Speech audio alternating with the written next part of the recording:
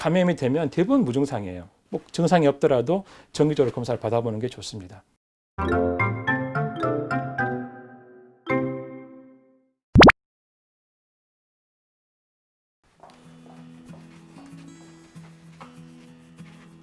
네, 정상이십니다.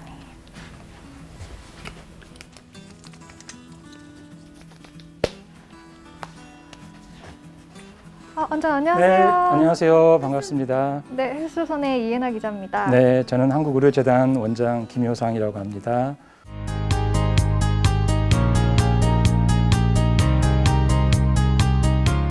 원장님, 저 오늘 위랑 대장 내시경에 대해서 네. 좀 자세히 알아보고 취재하려고 여기 네, 왔는데 네. 이곳이 건강 검진을 위주로 하는 그런 병원이 맞죠? 그럼요. 한국의료재단 검진센터는 일반 검진에서부터 정밀 검진 그리고 다양한 검진 항목을 모두 시행하고 있습니다. 검진센터는 오랫동안 이제 수진자들이 머무는 곳이기 때문에 아주 쾌적하고 편안한 게 중요합니다. 와보니 좀 어떠세요? 네, 실제로 환자들이 건강검진을 하면 자기도 모르게 좀 미리 긴장을 하게 될 수 있는데 너무 분위기가 좋고 환경이 안정돼 있어서 심리적으로 도움이 많이 될 것 같아요. 그렇죠. 저희 이렇게 센터에 보시면 이렇게 길이 보이죠? 네. 이게 이제 둘레길이라고 하는데 이걸 쭉 따라가면 우리가 검진을 할 수가 있어요. 한번 이렇게 쭉 둘러보실까요? 좋습니다. 가시죠. 요새 코로나 때문에 세계가 난리잖아요. 그렇죠.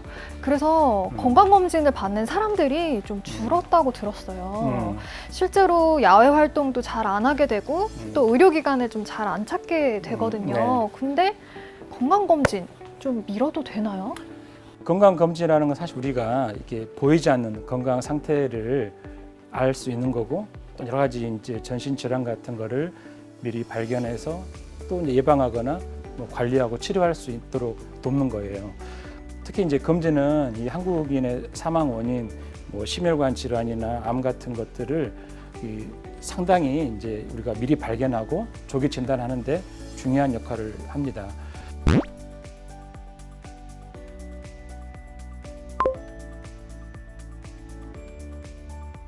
그래서 이제 코로나19 예방 당연히 중요한데 이런 검진을 이렇게 소홀하게 해가지고 어떤 중요한 질환들을 조기에 발견 못해서 자기 생명에 어떤 큰 지장을 준다면 뭐 이게 더 큰 문제가 아닐까 싶어요.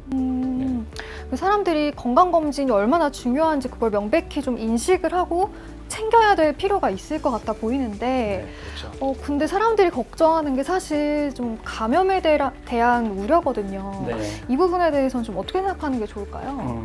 뭐 꼭 그렇게 생각하실 필요가 없는 게 이 건강검진센터 또한 저희도 이제 감염관리 지침을 아주 엄격하게 준수하고 있거든요. 센터 출입할 때 이제 발열이라든지 또 건강 상태를 미리 체크하고 특히 이제 마스크 착용을 안 하면 입장을 못 하게 돼 있어요. 그래서 이 환자 또 예약할 때에도 미리 전화로 문진을 하고 여러 가지 감염 관리라든지 또 환자의 안전에 대해서 철저하게 물어보고 대비해서 하고 있기 때문에 너무 걱정하지 않으셔도 됩니다.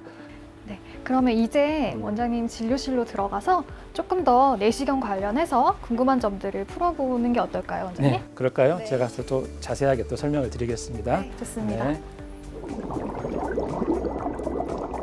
원장님, 아무래도 건강검진하면 사람들이 위내시경이랑 대장내시경에 네. 대해서 굉장히 많이 궁금해 하잖아요. 네. 근데 검진에 앞서서 사람들이 꼭 알아둬야 할 위와 장 관련한 건강 정보를 좀 원장님께 여쭤보려고 합니다. 네. 특히 위내시경을 하고 나면 위험 소견을 많이 받는다고 그렇죠. 알고 있는데 이 위험이 위암으로 이어질 가능성도 있는 건가요? 위험은 사실은 이제 우리가 크게 급성위험과 만성위험이 있어요. 이제 급성위험은 뭐 감염이나 약물, 또 스트레스 이런 물리적 인자인데 사실 급성위험은 대부분 원인이 해결되면 좋아지기 때문에 크게 중요한 건 아니에요. 결국 이제 만성위험이 문제거든요. 만성위험도 여러 종류가 있는데 사실 우리가 만성위험으로 이렇게 뭐 사망하거나 그러진 않거든요. 결국 위암 때문에 사람이 생명의 위협을 느낄 수 있기 때문에 위암을 일으키는 만성위험이 무엇이냐 이게 되게 중요해요. 아마 생소할 수도 있어요. 뭐 결절성위험, 위축성위험, 또 장상피화생, 회생성위험, 뭐 비후성위험 이런 거. 요거는 특히 뭐랑 관계 있냐면 이 헬리코박터 파일로리와 관련이 있어요. 그러니까 만성위험을 어떻게 관리해야 되느냐? 제가 이 헬리코박터 균이 있는 점인지 확인해서 균을 치료하는 게 제일 중요해요. 이 균을 치료하면 위암이 생길 확률을 낮춰주는 효과가 있어요. 아, 원장님 그럼 만성 위염도 절대 간과해서는 안 되겠네요. 그렇죠. 네. 네. 근데 또 원장님 궤양도 발견된다고 들었어요. 이 궤양 역시 어떻게 악화될 수 있고 또 암으로 진행이 가능한 건지 궁금합니다. 위궤양은 또 하나의 이제 염증의 하나예요. 그러면 이제 위하고 십이지향 궤양 이런 소화성 궤양의 가장 큰 원인은 뭘까? 크게 보면 두 가지가 있어요. 헬리코박터 파일로리균 그리고 우리가 이제 자주 먹는 약 중에 하나인 비스테로이드 소염제라는 게 있어요. 보통 뭐 진통제 같은 건데 이 두 가지가 가장 중요한 이 소화성 궤양, 위 십이지향 궤양의 원인이에요. 이 궤양의 증상은 굉장히 다양해요. 사실 증상이 없는 경우도 많고요.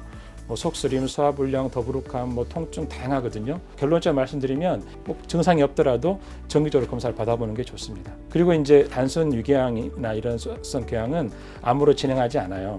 다만 위암이 진행하는 과정에서 궤양을 동반할 수는 있어요. 그렇기 때문에 이게 단순 궤양인지 암인지 확인하기 위해서 조직 검사를 꼭 해봐야 되고요. 또 하나 이제 십이지향 궤양은 거의 암이 생기지 않아요. 그래서 십이지향 궤양 같은 경우는 딱히 조직 검사하지 않고 그냥 제가 치료만 합니다. 그러니까 궤양도 종류에 따라서 이렇게 위험한 것과 네. 아닌 게 나뉘네요. 그렇죠. 예. 그래서 이제 궤양이 있으면 어떻게 해야 되느냐? 치료를 해야 되죠. 제일 중요한 거는 이 헬리코박터 균 감염이 되는지 확인하는 거예요. 그래서 균 감염이 됐으면 꼭 치료를 해줘야 돼요. 궤양은 이 균을 치료하지 않으면 한 70%가 재발을 해요. 또 균을 치료하지 않으면 잘 안 나아요. 그런데 균을 딱 치료해주면 5% 정도밖에 재발 안 하고요. 또 궤양 치료도 아주 잘 돼요. 그래서 이 궤양이 있는 사람은 반드시 균 검사를 해서 균이 있으면 균 치료를 해줘야 돼요.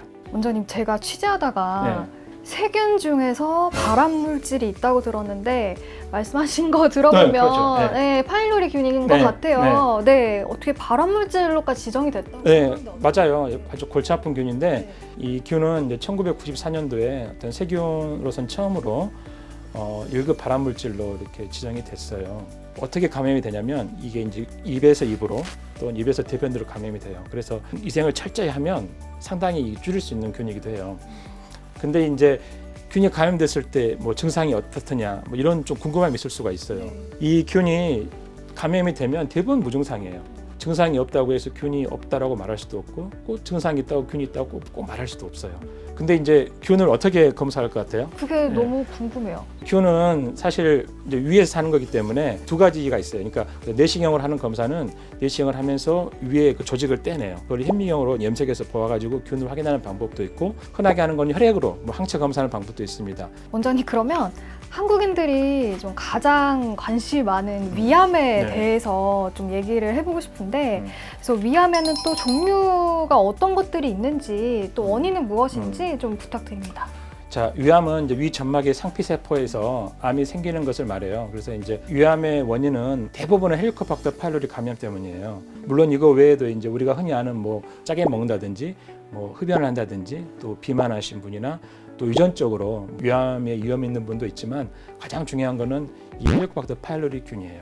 균 감염이 있으면 없는 사람보다 위암이 한 5.9배 더 잘 생겨요. 이 균을 만약에 또 재균을 하게 된다면 이런 상태의 위험성을 한 70%까지 낮출 수가 있어요. 원장님 그러면 조기 진단이 굉장히 중요하겠네요. 그렇죠. 정말 중요하죠. 그러면 혹시 좀 조기에 진단이 되면 완치율이 얼마나 높아지는지 좀 궁금합니다. 조기 진단이 되면 거의 대부분 완치된다고 보시면 돼요. 대략 한 95% 이상 완치가 돼요. 반면에 이제 진행이 된 위암은 한 50% 정도밖에 완치가 안 돼요. 근데 이제 조기암 치료 같은 경우는 내시경으로 치료할 수도 있고 수술적 치료를 할 수가 있어요. 근데 이제 진행성 위암 같은 경우에는 항암제나 방사선 치료를 해야 될 수도 있고 수술을 같이 한다 해도 한 50%밖에 안 되는 거예요. 그럼 조기에 발견되는지 말기에 발견되는지에 따라서 거의 생명이 엇갈리니까 그렇죠. 굉장히 중요하겠네요. 당연하죠. 조기암이라 하더라도요. 아주 뭐 2, 3mm 작은 위암들은 놓칠 수도 있기 때문에 정말 그 잘하는 병원에 가서 검사 받는 게 중요합니다. 네, 원장님. 사람들이 위 건강만큼 굉장히 관심이 많은 게 장 건강이에요. 그렇죠. 네, 저 같은 경우도 장이 좀 안 좋아서 항상 관심을 가지고 있는데 실제로 대장 내시경을 통해서 좀 어떤 장 질환들을 발견할 수 있는지 궁금합니다. 네, 뭐 가장 흔하게는 뭐 용종이나 대장암 같은 거라든지 기타 또 여러 가지 뭐 증상에 따라서 우리가 질환들을 찾아갈 수 있습니다. 원장님, 근데 용종이라는 걸 많이 들어봤는데 이게 정확히 뭐고 또 발생률이 얼마나 되는지 궁금합니다. 크게 말하면 나중에 암으로 진행할 수 있는 종양성 용종이 있고 종양으로 진행하지 않는 비종양성 용종이 있어요. 그러면 그 종양성 용종 말고는 절제를 안 해도 되는 건가요? 종양성 용종을 일단 암으로 진행할 수 있기 때문에 일단 크기와 상관없이 제거하는 게 꼭 필요하고요. 관여식 용종 같은 경우는 이제 일단은 종양으로 진행할 가능성은 별로 없지만 그래도 크기가 큰 경우에 한 1cm 이상 되면은 그래도 제거하는 게 좀 낫다고 생각을 합니다. 그래서 저희가 이제 용종이 발견되면 검사할 당시에 다 제거를 할 수 있습니다. 뭐 크기에 상관없이요. 경우에 따라서는 초기 대장암도 바로 절제도 가능해요. 그 원장님, 대장내시경과 위내시경 검사 주기는 어느 정도로 권장을 네. 하시나요? 제가 볼 때는 일단 한 50세가 넘어가면 5년에 한 번씩 하시는 게 좋다고 생각되고요. 특히 직계 가족 중에서 이제 뭐 한 50세 이전에 이른 나이에 대장암이 생기신 분이 있다면은 한 40살 넘어서 한번 먼저 시작해 보는 게 좋다고 생각이 됩니다.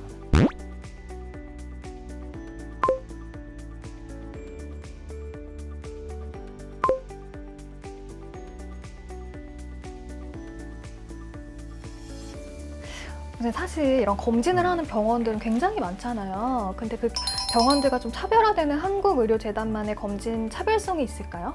이제 전반적으로 다 이렇게 좋은 점이 많은데 저는 이제 내시경에 관련돼서 말씀을 드릴게요.